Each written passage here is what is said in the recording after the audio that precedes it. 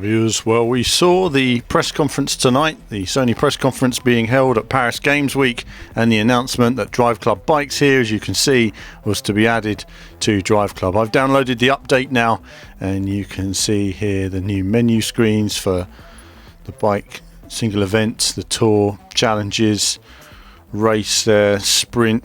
So all the usual stuff that you're used to with the standard cars now available for the bikes as well. It's nice to see all the new menu screens in place. The bike looks really good in the trailer, so I've gone with sort of a light sort of moisture to the air rather than wet conditions here.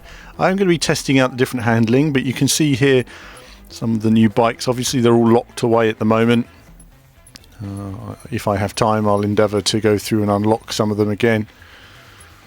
And of course the Yamaha R1M. Very quick bike there, so obviously that will take a while to unlock. Yamaha R1 here, standard, and of course then we've got the standard stock paint job I've gone with here. The leathers look great on the rider, the animation looks solid. This is a really nice surprise to see. Obviously there was that news sort of leaked out this morning, but you never really know, and it's nice to see it revealed today. And great to get our hands on. If you haven't played Driveclub, of course, stunning graphics. You know, the visuals really have a solidity to them. You can see here in terms of the environments, very complete environments as well. You don't really feel like you're just in a tunnel. There's a really sort of open plan look to it. So riding my normal course in Nakasendo that I drive with the cars is a course I know well, so it's a good place to get started until I learn the handling of the bikes. And I found it instantly intuitive. It's quite funny. It's a very different handling to, say, ride, but at the same time I'm using my standard of ride technique, and it applied itself really well. So if you play ride, I think you'll jump on this and straight away be in control.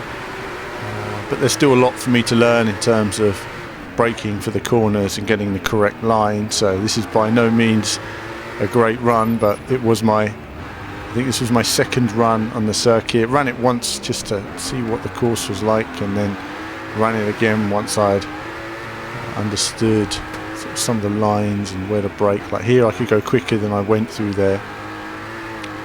Just learning how to control the speed when changing direction.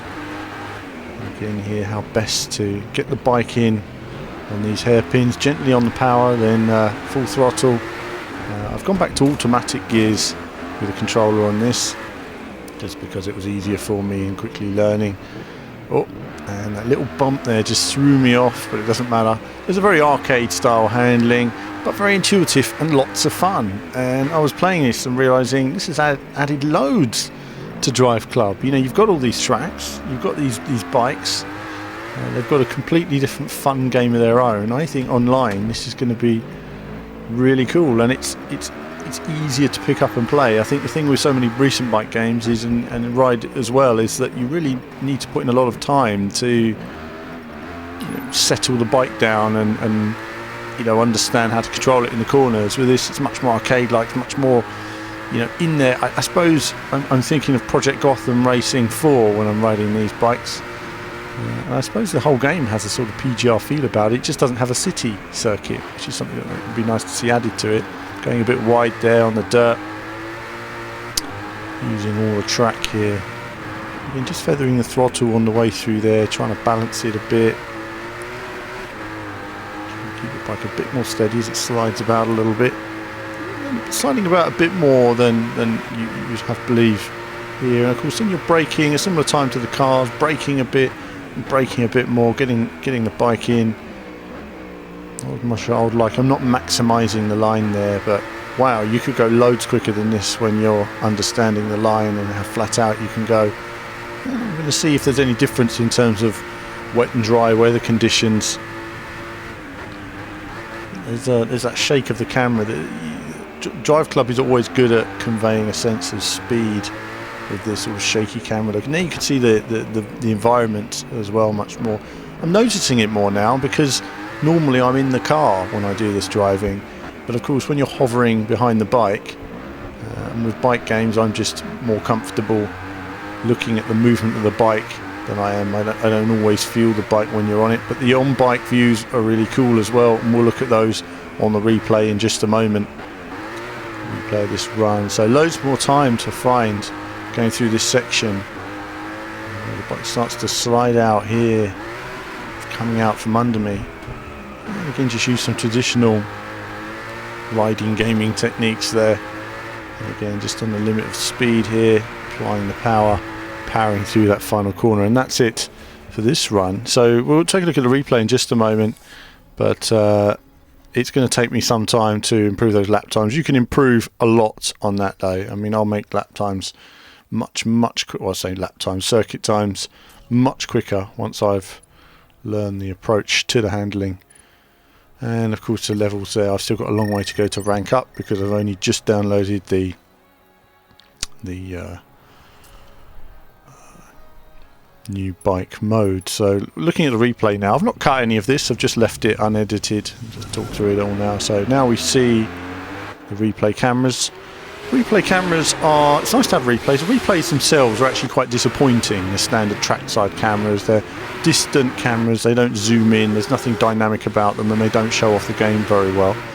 But the onboard cameras really do show the sort of texturing on the bike, very intense on the bike there. You can see the feeling of speed when you've got that bumper cam view, and you've got the forward cam and helmet cam as well. Getting their own little approach to the helmet cam. Nice detail on the bike. Again, very intense feeling of speed, and that's what's really important in a bike game. You know, bikers like that feeling of speed, you know, really going for it. Of course, just you can rotate the camera around your rider using the stick. Noting the texture on the bike there. Nice solidity to the lighting and the texturing on the bikes themselves. Quite intense seeing your rider and his leathers. Some really nice detail there. I'm liking the intensity of this. No, it's not a simulator, it's not meant to be. You know, this is meant to be just a fun bike game. You know, let's make biking more successful. Let's see more bike games. Be good to see a new Road Rash as well. But working my way up the hill.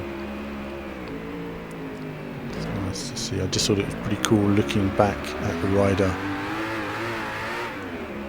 Work my way up gradually, so you can look back on the bike view, and you've got the forward cam here as well, more traditional what you've seen in racing, showing the suspension, and this one looking up at the rider. I think this is a pretty cool view. You see the trees flying past, just imagine the rider leaning in, the intensity.